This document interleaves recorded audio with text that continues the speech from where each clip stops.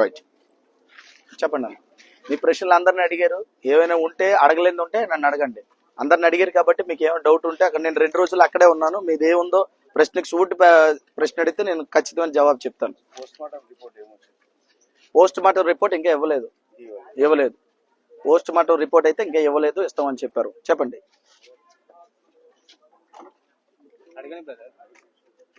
మీరు చెప్పండి అన్న, మీరు ఏం కావాలో మీకు నేను న్యూస్ నేను ఇవ్వాలి, నేను చెప్పడం కాదు కదా. మీకు ఏం కావాలి న్యూస్?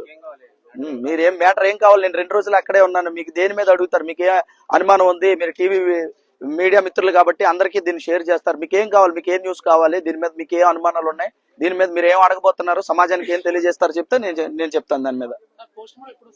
పోస్ట్ మార్టం అనేది 3 days మనకు చెప్పారు వాళ్ళు, నేను ఇవ్వలేదు. 3 days అన్నారు. 3 days మరి పోలీసు వారే ఆ రిపోర్ట్ మనకి ఇవ్వాలి. దానికోసం వెయిట్ చేస్తున్నాం మేము కూడా.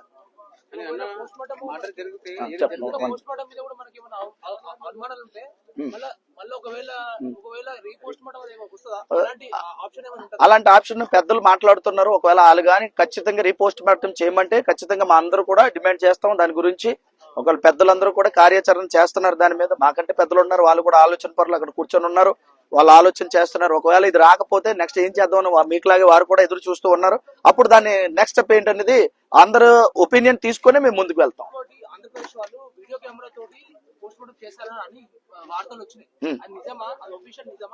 ఇప్పుడు లైవ్ ప్రోగ్రామ్ అయితే అక్కడ ఎవరు అందరూ డిమాండ్ చేశారు, నిన్నంతా ఉన్నాం కాబట్టి అక్కడ వీడియో చేస్తామని అక్కడ ఉన్నటువంటి ఎస్పీ గారు మాట ఇచ్చారు. అది తీసారా బయటికి ఇస్తారా అన్నది మనం వెయిట్ చేయాలి. అది మనకు చెప్పలేదు, అది తీస్తామని చెప్పారు. ఆధారం రిపోర్ట్ అది తీసారా అన్నది ఖచ్చితంగా ఏమీ తెలియలేదు. లోనికి వెళ్ళినప్పుడు తీస్తామని చెప్పారు. మన వాళ్ళు 5గురు సంతకం పెట్టారు. వాళ్ళు కూడా ఎస్పీ వాళ్ళందరూ ఆ ఛాంబర్ లో కూర్చొని మీకైతే మేము న్యాయం చేస్తామని చెప్పారు. ఆ యొక్క రాజమండ్రి ఆ పోలీసులు ఎవరైతే ఉంటారో అక్కడ దర్యాప్తు చేస్తున్న వారు దాన్ని ఖచ్చితంగా న్యాయం చేస్తాం, మేమైతే వీడియో తీస్తామని చెప్పారు. అది ఇంకా బయటకు రాలేదు. వీడియో రావాల్సి ఉంది, రిపోర్ట్ రావాల్సి ఉంది. దీనికోసం మేము వెయిట్ చేస్తూ ఉన్నాం. యాక్సిడెంట్ కావచ్చు, ఇంకోటి కావచ్చు. ఒకవేళ యాక్సిడెంట్ అనే దాన్ని వాళ్ళ కుటుంబ సభ్యులు, ప్రవీణ్ పగడ గారి కుటుంబ సభ్యులు కానీ వాళ్ళ అభిమానులు కానీ సాటిస్ఫాక్టరీ లేకపోతే మళ్ళీ నెక్స్ట్ కార్యాచరణ ఎట్లుంటుంది? మరి ఒకవేళ ఖచ్చితంగా సాటిస్ఫాక్షన్ లేకపోతే కుటుంబ సభ్యులు స్పందిస్తే మేమందరూ సిద్ధంగానే ఉన్నాం. వారు స్పందించి ముందుకొస్తే మేమందరూ సిద్ధంగానే ఉన్నాం. ఇక్కడ ప్రవీణ్ పగడాల గారిని ఫాలో అవుతున్న ఏ ఒక్కరు కూడా వెనకంజ వేయరు. ఎవరు కూడా ఓపెన్ గా నేను చెప్తాను, ఇప్పుడు ఎవరు కూడా దాన్ని యాక్సిడెంట్ అని ఎవరు నమ్మరు. నమ్ముతారండి? ఎవరైనా నమ్ముతారా? 2 తెలుగు రాష్ట్రాల్లో ఏ క్రైస్తవుడు నమ్మడంటే నమ్మడు. మేము అసలు నమ్మం అది. ఎందుకంటే అక్కడ దగ్గర ఉన్నాం కనుక మీరు ఎన్ని ప్రశ్నలు వేసినా ఏ క్రైస్తవుడు నమ్మడు. ఒకవేళ రిపోర్ట్ వేరిచ్చినా మేము నమ్మం. మేము నమ్మే పరిస్థితి అయితే లేదు. ఎందుకంటే అక్కడ మీకు చెప్తాను, నేను 2 రోజులు అక్కడ ఉన్నాను. అక్కడ వెళ్ళొచ్చిన తర్వాత యాక్సిడెంట్ ప్లేస్ కి వెళ్ళినప్పుడు అన్న యాక్సిడెంట్ జరిగినప్పుడు బాధాకరమైన విషయం ఏంటంటే ఇప్పుడు కొన్ని మాటలు వదంతులు వినిపిస్తున్నాయి. ఖచ్చితంగా వాటి మీద కూడా టీవీ మిత్రుల ద్వారా నేను అడుగుతున్నాను. అది కూడా ప్రవీణ్ అన్న మీద మచ్చయ్యాలని, ఆయన తాగేసి బండి తోలేడని ఇలాంటి మాట్లాడుతున్నారు. ఇది క్రైస్తవ్యం సహించలేని విషయం. ఇది అతను చనిపోయి ఉంటుండగా ఎలాంటి బురద జల్లే కార్యక్రమాలు చేయడం, ఒకవేళ ఆయన మరణాన్ని తప్పుత్రోవ పట్టించే ప్రయత్నం ఎవరు చేసినా సరే మేము తీవ్రంగా దాన్ని ఖండిస్తాం, దానికి ఎదురెళ్తాం. మేమైతే మాత్రం ఒకటి గుర్తుపెట్టుకోండి, న్యాయం చేయాలా. మన భారతదేశం చట్టం మీద న్యాయం మీద ఆధారపడి ఉందని మనం నమ్ముతాం భారతీయులుగా. మరణం అనేది ఎవరికైనా సంప్రాప్తం అవ్వచ్చు. ఇంకా రిలీజియన్ విషయం పక్కన పెట్టండి, ఒక మానవతా దృక్పథంతో ఆలోచించండి. చెప్పారు కదా, అంతే. ఇప్పుడు మానవతా దృక్పథంతో ఆలోచించకుండా చచ్చిపోయిన వ్యక్తి తాగి గుద్ది చచ్చిపోయాడని పోస్టులు పెడుతున్నారు. నిజంగా మనుషులు అంటారా? సోషల్ మీడియాలో ఇష్టం వచ్చినట్టు మాట్లాడుతున్నారు, పాటలు పాడుతున్నారు. ఆయన మీద ఎంతవరకు న్యాయం అంటారు? అయినా మేము ఎందుకు 1 minute సార్, మేము ఎందుకు సహించి ఊరుకుంటున్నాం అంటే శాంతియుతంగా మేము పోరాడాలని అనుకుంటున్నాం. మా దేశంలో అశాంతి రేకెత్తించాలని మా ఉద్దేశం కాదు. ప్రవీణ్ పగడాలన్న చచ్చిపోయిన దగ్గర నుంచి ఏ క్రైస్తవుడు ఏ భయంకరమైన పరిస్థితులకి తావివ్వలేదు. ఎవరు కూడా ఈ యొక్క ఏమంటారంటే ఈ యొక్క అలజడి సృష్టించలేదు. ఎవరు శాంతియుతంగా వెళ్తే నిన్న అక్కడ పోస్ట్ మార్టం రిపోర్ట్ దగ్గర కూడా వేల మంది, లక్షల మంది దగ్గర తరలి వస్తే అక్కడ అంతే బారికేడ్లు మూసేసి వెళ్ళినందుకు వచ్చిన లాఠీ చార్జీ పోలీసు వారే చేశారు. ఏమండి, పోలీసు వారే లాఠీ చార్జీలు చేశారు. మా వాళ్ళు ఎవరు కూడా ఎవరి మీద తిరగబడలేదు. న్యాయం కోసం దెబ్బతిన్నా న్యాయం జరుగుతుందని ఎదురు చూసేవాడే క్రైస్తవుడు ఇప్పటికీ. అవును,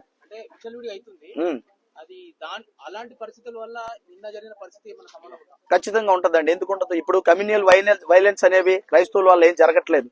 లేనిపోయిన ఆ ఆలోచనలు రేకెత్తించి ఈ భారతదేశంలో ఒకవేళ క్రైస్తవుడు అనేవాడు ఉంటే క్రైస్తవుడు అనే వాడి చేతిలోకి దేశం వెళ్ళిపోతుందట, వీళ్ళందరూ కూడా క్రైస్తవ దేశం అయిపోతుందట, ఇక్కడ ఉన్న హిందువులకి చాలా ప్రాబ్లం వస్తుందట. ఇలాంటి భయంకర పరిస్థితులు ఎప్పటి నుంచి వచ్చిందో మీ అందరికీ తెలుసు. గత 15 సంవత్సరాల నుంచే ఇలాంటి ధోరణి ఈ 2 తెలుగు రాష్ట్రాల్లో వచ్చింది, అంతకు ముందు లేదు. అందరూ భిన్నత్వం ఏకత్వం కలిగిన ఈ దేశంలో అన్నదమ్ముల్లా కలిసి ఉన్నారు, సంతోషంగా బతికారు. కానీ ఈ రోజైతే మాత్రం ఈ కమ్యూనల్ వైలెన్స్ జరగడానికి ప్రప్రథమైన కారణం మరి ఈ ప్రభుత్వాలు ఎందుకు స్పందించట్లేదు అన్నది మొట్టమొదటి మా ప్రశ్న. అయితే ప్రభుత్వాలే దగ్గరుండి వారికి ప్రోత్సాహం ఇవ్వడం ఇంకా బాధాకరమైన విషయం. అవునంటారా కాదంటారా? ఏమండి, ఇక్కడ ఇదే మీ తెలంగాణ గడ్డ మీద అక్కడ బాలాజీ టెంపుల్లోని ఒక పూజారి మీద ఎవరో బెదిరించారని వాళ్ళ టీంని తీసుకెళ్లి జైల్లో పెట్టారు. ఏమంటే బెదిరించారని మాత్రమే. మరి ఈ తెలంగాణ ముఖ్యమంత్రి కూడా స్పందించి ఫోన్ చేయడం కూడా జరిగింది, మీ అందరికీ తెలుసు. మరి ఇక్కడ బెదిరించడం కూడా కాదు, చంపేయడం. మరి ఎందుకు స్పందించట్లేదు అంటే మా మీద వివక్ష, మేము క్రైస్తవులుగా ఇక్కడ ఉండడమే మా మీద వివక్ష. మరి ఇది ఎంతవరకు సమంజసం అంటారు? నాయకులు మా పక్షాన లేరు, అధికారులు మా పక్షాన లేరు, ఎవరు మాకు న్యాయం చేస్తారు? ఎవరు మాకు న్యాయం చేయకపోయినా దేవుడు మాకు న్యాయం చేస్తాడనే నమ్మకం మాకు నమ్మకం ఉంది. ప్రవీణ్ అన్నని ఎవరైతే మరి టార్గెట్ చేశారో వారిని మాత్రం ప్రభుత్వాలు వదిలినా దేవుడు మాత్రం ఖచ్చితంగా విడిచిపెట్టడు. ఒకవేళ ప్రభుత్వాలు వదిలేస్తే అన్నా ప్రభుత్వాలు మేము విడిచిపెట్టాం, మేము వెనకాల వెళ్తాం, మేము అడుగుతాం. ఖచ్చితంగా పోలీసు వారు ఎక్కడున్నా అన్ని పిఎస్ల్లో కూడా ఈ విషయమే మేము ఖచ్చితంగా ఒత్తిడి తెస్తాం. మా పరిధిలో ఖచ్చితంగా క్రైస్తవ పెద్దలు ఈ రోజు జరిగిన ఈ ఇష్యూ నిన్నటి దినాన నాకు వచ్చింది థ్రెటనింగ్ కాల్, నిన్ను చంపేస్తామని. మీకు ఈ రోజు మీడియా సాక్షిగా బయట పెడుతున్నాను. మాది వైజాగ్ ప్రాంతంలో రెజిమెంటల్ బరియల్ గ్రౌండ్ అని పెద్దది ఉంటది. అక్కడ మేము యేసుక్రీస్తు అందరికీ దేవుడు అని ఒకటి పెడితే యేసుక్రీస్తు అందరికీ దేవుడు ఎలా అవుతారు అని అన్నారు. బైబిల్లో ఉన్న వాడు, బైబిల్లో ఉందా లేదండి? బైబిల్లో ఉన్న వాడిని మేము పెట్టుకోవడానికి కూడా మాకు అర్హత లేదంటే, అవకాశం లేదంటే దాన్ని మా అక్కడ ఉన్నటువంటి ఎవరైతే కలెక్టర్ గారు ఉంటారో కలెక్టర్ గారికి కంప్లైంట్ చేసి దగ్గరుండి దాన్ని తీయించారు. కలెక్టర్ ఆఫీస్ మేము వెళ్తే ఎందుకు తీశారని అడిగితే అందరివి మేము తీసేస్తాం అంటారు. అక్కడ మాత్రం వారు ఏం చేశారంటే ఆ బరియల్ గ్రౌండ్ మీదే జై శ్రీరామ్ అని రాశారు. ఏమంటే దీన్ని ఏమంటారు అంటే కమ్యూనల్ వైలెన్స్ జరగడానికి ఇవన్నీ కూడా పరాకాష్ట కాదంటారా? మా బరియల్ గ్రౌండ్ మీద అలా రాయడం ఎంతవరకు సమంజసం? పైగా మేము వెళ్ళామని నాకు ఫోన్ చేసి మిమ్మల్ని లేపేస్తాం జాగ్రత్త అని అంటున్నారు. ఏమండి, ప్రవీణ్ అన్న మరణంతో ఇక్కడ ఏదో క్రైస్తవులు భయపడిపోతారని అనుకుంటే వాళ్ళు పిచ్చితనం. అది క్రైస్తవులు ఇంకా ఉద్యమిస్తారు, సత్యం కోసం పోరాడతారు, న్యాయం కోసం నిలబడతారు. ముఖ్యంగా ప్రవీణ్ పగడాల గారి ఈ మిస్టరీ వీడినంత వరకు ఏ క్రైస్తవుడు నిద్రపోడు. ఇది మాత్రం ఖచ్చితంగా మీకు చెప్తున్నాం. ఇది ఖచ్చితంగా ఈ విషయంలో మాత్రం మీ ఊరుకునేది లేదు. ఇక్కడ 2 తెలుగు రాష్ట్రాల్లో మేము ఎంత బాధపడ్డామో మాకు తెలుసు. ఖచ్చితంగా వస్తారు. ఇప్పటికైనా యూనిటెడ్ అవ్వకపోతే క్రైస్తవులు వినండి, ఇప్పటికైనా యూనిటెడ్ మనం అవ్వకపోతే ఒక్కొక్కరిని చంపేస్తారు. క్రైస్తవులు ఇప్పటికే సంఘాల మీద పడి ఏమండి ఇక్కడే ఇదే తెలంగాణ గడ్డ మీద ఎన్ని చర్చల మీద దాడులు జరిగాయంటే ఎందుకు స్పందించలేదు? ప్రభుత్వం ఎందుకు స్పందించలేదు? ఎక్కడో బాలాజీ టెంపుల్ ఉన్న ఒక వ్యక్తికి బెదిరించారని ఓ యంత్రాంగం అంతా కదిలింది, చర్చల మీద దాడులు జరుగుతున్నాయి. మాకు కావలసిన ఈ క్రైస్తవ్యానికి ఒక పిల్లర్ లేకుండా పోయాడు, చంపేశారండి. చచ్చిపోయాడని మేము అన్నాం, చంపేశారు అన్ననే. చంపారు లేదా? చంపేశారు లేదా? మేము చచ్చిపోయాడని మీరు ఎన్ని చెప్పినా మేము నమ్మం. ఏ రిపోర్ట్లు ఇచ్చినా ఆయన అయితే చంపేశారు. ఇదే నిజం. ఎస్, అంతే కదా. కల్తీ జరిగిన నెయ్యి కల్తీ జరిగితే దాన్ని పెద్ద ఇష్యూ చేశారు కదా. మరి మనిషి చచ్చిపోయాడు. ఏమండి ఇక్కడ నేను అడుగుతాను, మన దేశంలో ప్రభుత్వాలు ఉన్నాయంటారా? రాజ్యాంగం నడుస్తుందంటారా? అధికారులు ఉన్నారా? ఎక్కడున్నారండి? ఏంటిది అసలు? మానవత్వం ఉందా ఎవరికైనా? చచ్చిపోతే ఒకరు వచ్చారా అండి? ఎవరైనా మాట్లాడారు? ఫోన్ చేశారా ఎవరైనా? మరి ఇక్కడ ఉన్న ఈ రాష్ట్రంలో ఉన్న ముఖ్యమంత్రి గారు ఏరి, ఇక్కడ ఉన్నటువంటి ఇక్కడ నాయకులేరి, అధికారులేరి, ఎవరు ఏమైపోయారు? ఎవరు వచ్చారు? ఏమండి ఎలక్షన్ అప్పుడు కావాలమ్మా, మన ఓట్లు కావాలి. మనం ఎలా అంటే నిజంగా మనకి బుద్ధి ఉండాలి. మా డిమాండ్ ఒకటేనండి, మేము ఒక్కొక్కరుగా క్రైస్తవులు చంపుతామని వాళ్ళు విచ్చలవిడిగా చెప్తున్నారు, మమ్మల్ని బెదిరిస్తున్నారు. ఇప్పుడు ప్రభుత్వాలు చొరవ చూపి చర్చిల మీద ఒకవేళ గాని అక్కడ ఉన్న చర్చలు నడిపిస్తున్న ఆ పాస్టర్స్ మీద, అక్కడ ఉన్న విశ్వాసుల మీద దాడులు జరిగితే తక్షణమే ప్రభుత్వాలే బాధ్యత తీసుకోవాలి, ప్రభుత్వాలే కాపలా కాయాలి, ప్రభుత్వాలే మాకు రక్షణ ఇవ్వాలి. వీలైతే మా యొక్క క్రైస్తవ మైనారిటీ అని మీరు అంటున్నారు కాబట్టి క్రైస్తవ మైనారిటీ చట్టం తీసుకురండి, మాకు రక్షణ ఇవ్వండి, మాకు ఒక సెల్ ఏర్పాటు చేయండి, మాకు ప్రొటెక్షన్ కావాలి. ప్రవీణాలతో ఇది ఆగిపోదు, ఒక్కొక్కరిని చంపుతామని వాళ్ళు బెదిరించారు. ఇప్పుడు మాకు రక్షణ కావాలి. ఏమంటారు? రక్షణ కావాలా వద్దా? రక్షణ కావాలా వద్దా? క్రైస్తవులకి రక్షణ కావాలి, ఇది మా డిమాండ్. చెప్పండి. క్రైస్తవులకు రక్షణ కావాలని చెప్పేసి ఒక రోజు భారీ ఎత్తున తప్పకుండా. ఏమండి ఎక్కడతోని ఇది ఆగిపోతుంది అనుకుంటే అది వెరితనం. వారు ఎన్ని గోల్మాల్ చేసినా జిమ్మిక్కులు చేసిన ఇక్కడతో ఏదో మసిపూసి మారడికాయ చేద్దామంటే కుదరదు. ఇది కేవలము ప్రవీణ్ అన్న మరణానికి అందరూ తరలి వచ్చింది కేవలం అంటే కేవలం ఇది ప్రారంభం మాత్రమే. ఇక ఇక్కడి నుంచి ఎలా ఉంటుందో మీరు చూద్దరు. ఇది ప్రారంభమే. ఇక ముందుకు ఎలా ఉంటుందో మీరు చూస్తారు. ఖచ్చితంగా క్రైస్తవులు చూపిస్తారు. మేము ఎవరి మీద దాడులు చేయం, ఎవరికి వ్యతిరేకించాం. ఈ దేశం బాగుండాలని మోకాలేసి ప్రార్థించే క్రైస్తవులు అండి మేము. నాయకులు బాగుండాలని మోకాలేసి ప్రార్థించే క్రైస్తవులు అండి మేము. ఎవరికి హాని చేసాం మేము? ఆగండి, ఎవరికి హాని చేసాం మేము? ఎవరికి హాని చేసామండి? మీరు కొడితే పడుతున్నాం, మీరు తిడితే పడుతున్నాం, మీరు చంపితే చచ్చిపోవడానికి కూడా మేమే దొరికామా?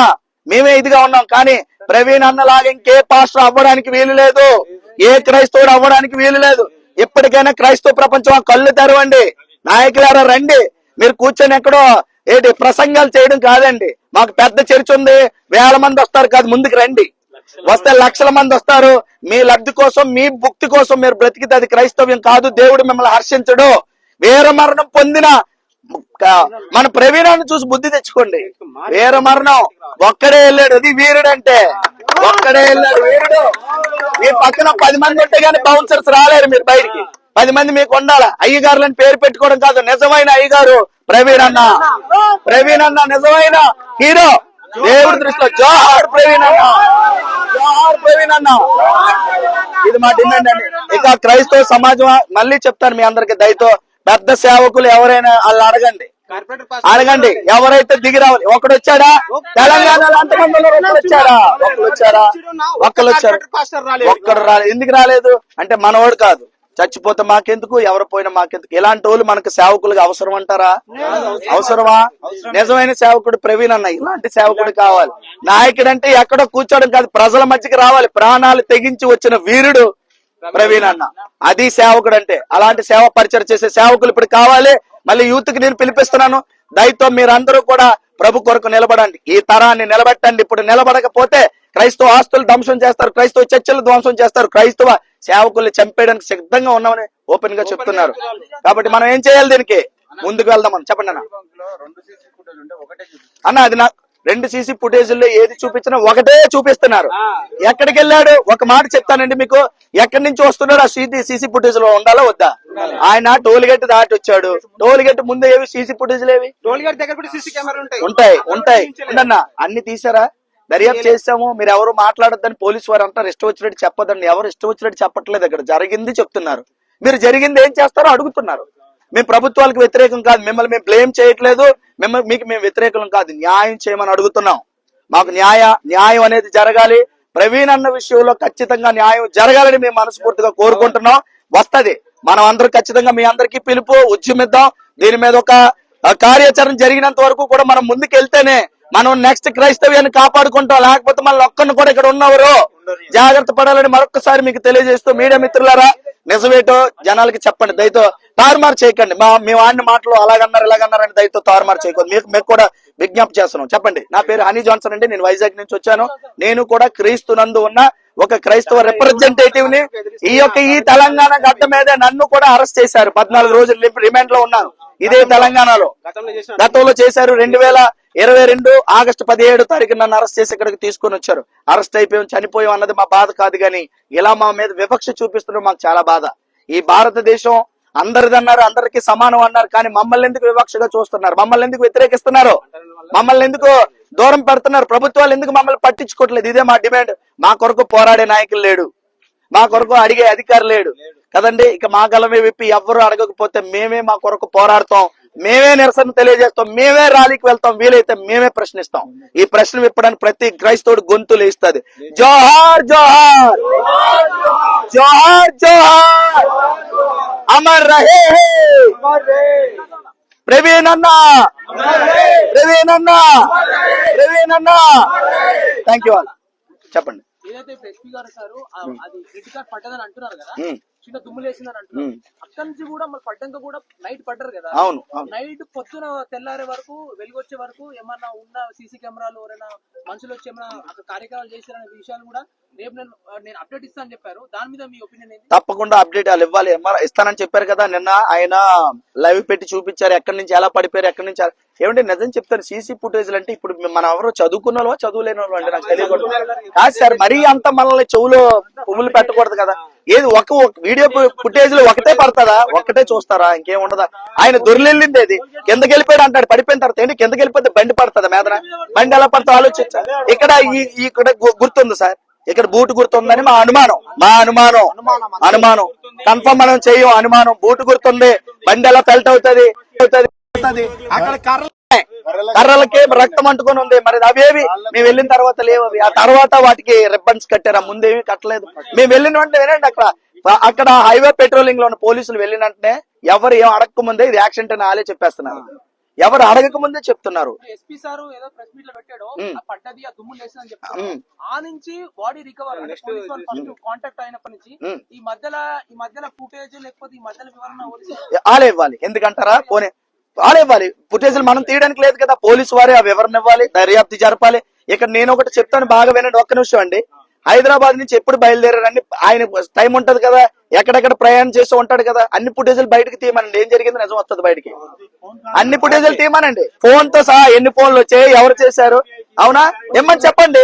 హైదరాబాద్ బయలుదేరింది ఉండండి, ఇంట్లో వాళ్ళకి తెలుసు కదా ఎన్ని గంటలు బయలుదేరారు, వాళ్ళ టైం చెప్తారు. అక్కడి నుంచి ఏ రూట్ లోంచి వెళ్తారో హైదరాబాద్ అవన్నీ సీసీ ఫుటేజ్లు తీయమనండి.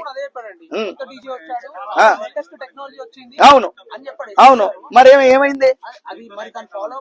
మరి ఫాలోఅప్ చేస్తారు ఖచ్చితంగా. ఏమండి మాకు నమ్మడమే ఇంతవరకు నమ్మాం, నమ్మితే మమ్మల్ని ఇలా బ్లేమ్ చేస్తారని మాకు తెలియదు కదా. మేము అధికారులు నమ్మాం, ఇప్పటికీ నమ్ముతున్నాం న్యాయం చేయమని. దీన్ని ఒకవేళ తారుమారు చేసే పరిస్థితులు ఉంటే మాత్రం ఖచ్చితంగా మేము ఊరుకునేది లేదు, అడుగుతాం. అవును అవును అవును. ఆ దుమ్ము లేచినప్పటి నుంచి పొద్దుగల పోలీసు వాళ్ళకి బాడీ దొరికినప్పటి నుంచి ఈ మధ్యలో ఏమైంది అనేది రికార్డ్ అవుతుంది కదా ఖచ్చితంగా. రెడ్ కార్ ఏదండి? మరి మనం ఇస్తే అడుగుతున్నా, రెడ్ కార్ ఏది? ఎప్పటికి చేస్తారు సార్ రెడ్ కార్ అనేది? నేను ఒకటి చెప్తాను, మన టెక్నాలజీ శరవేగంగా ఉంది.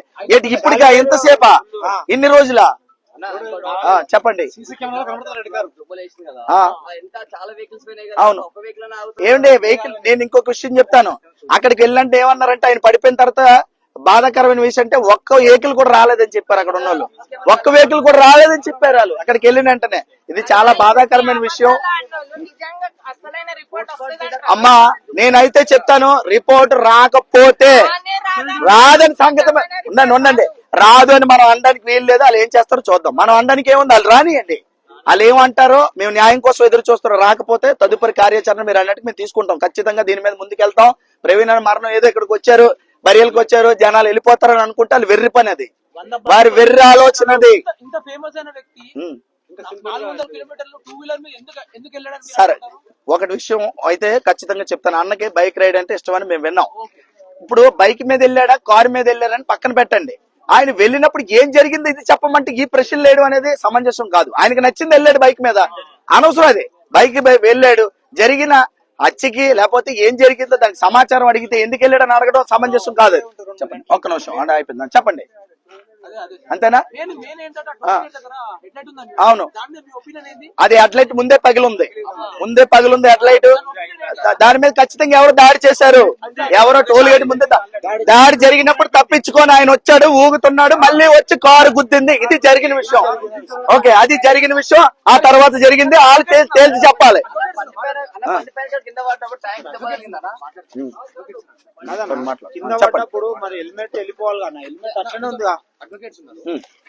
మాట్లాడండి ఒక్క నిమిషం, నేను ఇక్కడికి వెళ్ళి వస్తాను, మాట్లాడుతున్నాను.